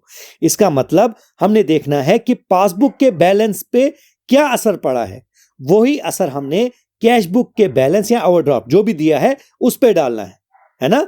अगर किसी ट्रांजैक्शन से पासबुक इंक्रीज हुई है तो कैश बुक को भी इंक्रीज करेंगे, अगर किसी ट्रांजैक्शन से पासबुक जो है वो डिक्रीज हुई है तो कैश बुक को भी डिक्रीज करेंगे। और अगर कोई ट्रांजैक्शन का असर सिर्फ कैश बुक पे पड़ा है, पासबुक पे नहीं पड़ा है, तो उसमें क्या करेंगे, उस टाइम हम पासबुक को तो हम छेड़ नहीं सकते, कैश बुक से उसका असर खत्म करेंगे। समझ आ रही है? अगर कोई ट्रांजैक्शन सिर्फ कैश बुक में ऐड हुई है और पासबुक में नहीं हुई है तो हम कैश बुक से उसको माइनस कर देंगे। अगर कोई ट्रांजैक्शन सिर्फ कैश बुक से माइनस हुई है, पासबुक पे उसका कोई असर नहीं है, तो उसको वापस ऐड कर देंगे, है ना। दूसरा मसला यह है कि यहां पे ओवरड्राफ्ट दिया है। ओवरड्राफ्ट मतलब अनफेवरेबल बैलेंस, और ये कहां पे आता है, ये ऑब्वियसली आएगा overdraft as per cash book आपका माइनस आइटम्स में। ठीक है, तो दूसरी इंफॉर्मेशन क्या है हमारे पास, cheque issue to supplier 6,000 but not yet presented for payment. 6,000 का चेक हमने अपने सप्लायर को दिया है, लेकिन उसने अभी वो बैंक में प्रेजेंट नहीं किया है, मतलब उसने अभी उसको कैश कराया नहीं है। दैट मीन्स पासबुक पे इसका कोई भी असर नहीं पड़ा है, लेकिन कैश बुक जो है वो इससे डिक्रीज हुई है ना। जब आपने चेक इशू किया, आपने उस टाइम अपनी कैश बुक का जो बैंक कॉलम है उसको क्रेडिट कर दिया, मतलब अपने हिसाब से अपना जो बैंक बैलेंस है वो डिक्रीज हो गया, है ना। समझ आ रही है? तो यहां पे अब आपके पास दो ऑप्शन हो सकते थे, क्या, या तो आप क्या करो, पासबुक को भी डिक्रीज करो या कैश बुक को ही वापस इंक्रीज करो, लेकिन पासबुक पे आपका कोई कंट्रोल नहीं है। इंफॉर्मेशन दी है कैश बुक की, तो आप क्या करोगे, आप कैश बुक को वापस करोगे। मतलब ये वही ट्रांजैक्शन है जिसका सिर्फ कैश बुक पे असर पड़ा है, पासबुक पे नहीं, तो कैश बुक से भी इसका असर हम खत्म कर देंगे। और अगर पहले वो डिक्रीज हुआ था कोई चीज, तो हम क्या करेंगे, उसको वापस इंक्रीज करेंगे। तो हमने क्या किया, cheque issued not presented for payment, इसको प्लस कर दिया, है ना। वैसे ही a cheque of ₹8,000 was deposited into bank but the bank has not yet cleared या क्रेडिट इट येट। मतलब क्या है कि हमने बैंक में पैसा तो डाला, लेकिन मतलब पैसा नहीं, ऑब्वियसली चेक डाला बैंक में हमने, लेकिन बैंक ने अभी उसको हमारे अकाउंट में क्रेडिट नहीं किया है। बीच में हॉलीडे आ गई, कुछ हो गया, बैंक बंद हो गई, किसी वजह से कुछ भी हो सकता है। समझ आ रही है? तो यहां पे क्या हुआ है, अब यहां पे यह हुआ है कि आपने जो चेक है उसको डिपॉजिट किया ना, तो अपनी कैश बुक को आपने इंक्रीज कर दिया, लेकिन पासबुक पे इसका अभी कोई असर नहीं पड़ा। क्यों? क्योंकि अभी वो क्रेडिट हुआ ही नहीं है। तो जब बैंक ने अभी क्रेडिट किया ही नहीं है, तो उन्होंने क्या किया, उन्होंने अभी पासबुक में इसकी कोई एंट्री नहीं की है। तो अब यहां पे क्या ऑप्शन है आपके पास, यहां पे या तो आप ये कर सकते थे कि पासबुक को ही इंक्रीज कर सकते थे, या कैश बुक को डिक्रीज करोगे, है ना, वापस डिक्रीज करोगे तो इसका असर खत्म करोगे। और पासबुक पे यहां पे आपको कोई कंट्रोल नहीं है, दैट मीन्स आप कैश बुक को ही वापस डिक्रीज करोगे जो इंक्रीज किया था। समझ आया? तो अब आपने क्या करना है, अब check deposited but not cleared 8,000 जो है वो आपने कैश बुक से माइनस कर देना है। समझ आया ये भी? उसके बाद the bank has charge 500 as interest. देखो, बैंक ने 500 जो है वो इंटरेस्ट की तरह चार्ज किया है, ठीक है, और यहां पे लिखा है which are only recorded in passbook. ये पासबुक में ही सिर्फ रिकॉर्ड हुई हैं, कैश बुक में नहीं रिकॉर्ड हुई हैं। लेकिन अगर ये नहीं भी लिखा होता ना, तो अगर यहां पे इंफॉर्मेशन में ये इंफॉर्मेशन हमारे पास होती कि बैंक ने चार्ज किया है 500, तो हम एज्यूम कर लेते सिर्फ बैंक ने जो है इसको रिकॉर्ड किया है। क्यों? क्योंकि यहां पे सिर्फ वो आइटम्स होंगी जिनकी वजह से डिफरेंस आ रहा है ना। तो इसकी वजह से अगर डिफरेंस आ रहा, तो डिफरेंस क्या होगा, बैंक तो ऑब्वियसली इसको रिकॉर्ड करेगा ही करेगा, है ना। तो हम ही ने रिकॉर्ड नहीं किया होगा ना, कैश बुक में ही रिकॉर्ड नहीं किया होगा, है ना। जब बैंक इंटरेस्ट काट रहा है तो वो तो रिकॉर्ड करेगा ना। समझ आ रही है आपको? हमें जो एडवाइस है वो लेट मिलेगी। क्लियर है ये? तो बैंक है चार्ज 500, बैंक ने काटा है 500 रुपए, ठीक है। तो पासबुक पे क्या असर हुआ है, पासबुक जो है वो हमारी पासबुक डिक्रीज हुई है ना। तो हम क्या करेंगे, अब हम कैश बुक को भी डिक्रीज करेंगे। समझ आ रही है? तो क्या किया हमने, इंटरेस्ट ऑन ओवरड्राफ्ट 500 हमने माइनस में लिख दिया। वैसे ही बैंक ने 100 रुपए बैंक चार्जेस की भी तरह काटे हैं और उनका भी सेम लॉजिक है कि 100 रुपए हम डिक्रीज करेंगे, क्योंकि पासबुक में भी डिक्रीज हुआ, यहां पे भी डिक्रीज करेंगे। ठीक है, तो अब क्या करेंगे हम, अब दोनों साइड में देखेंगे बड़ी कौन सी है।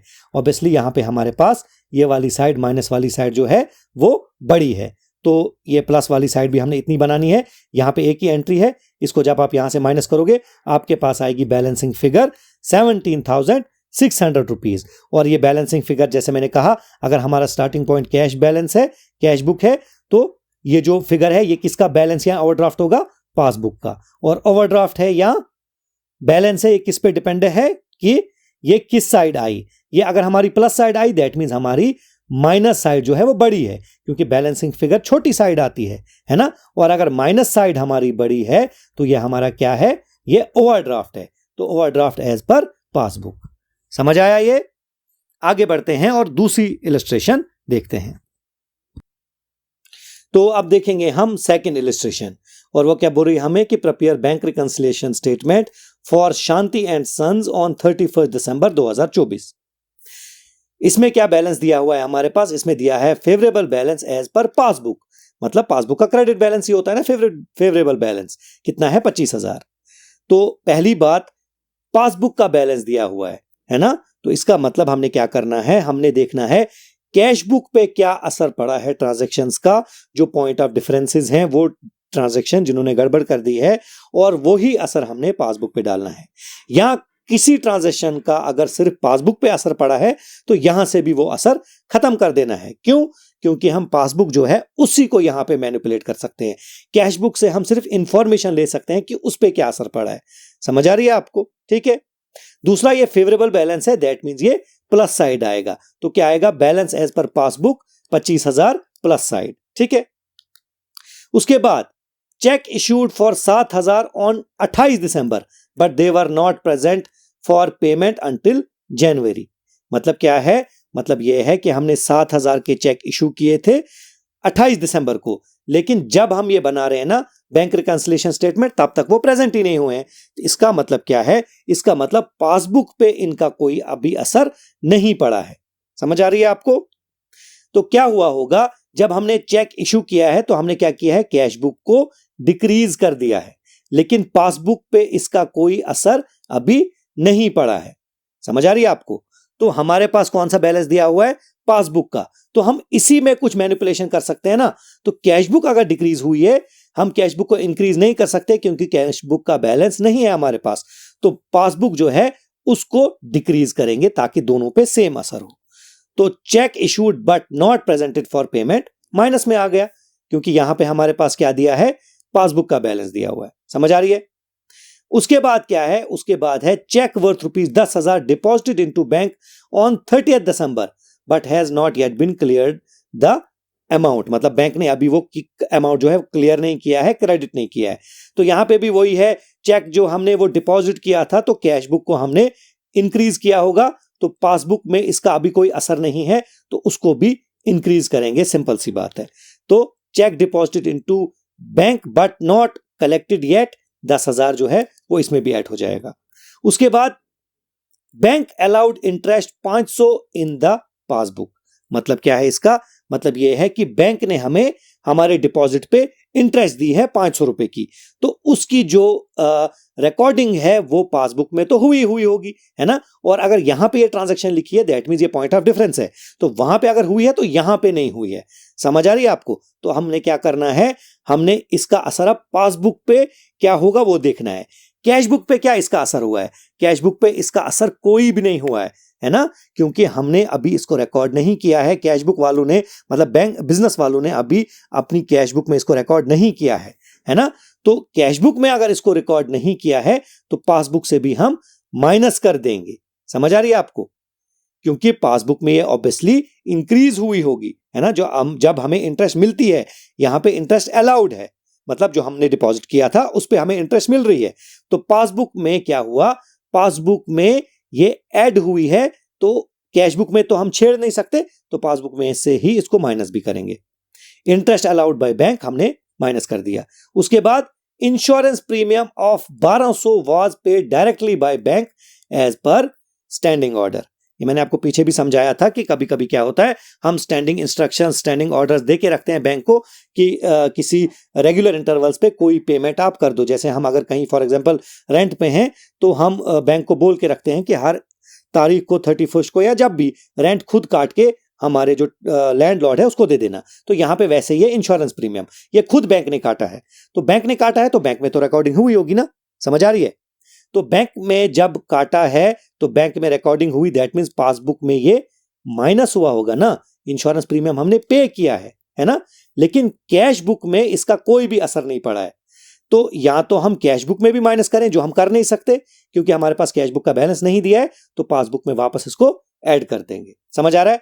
तो insurance premium paid by bank 1200 हमने ऐड कर दिया। ठीक, अब क्या करेंगे हम? अब ऑब्वियसली इन दोनों साइडों में देखेंगे बड़ी कौन सी साइड है।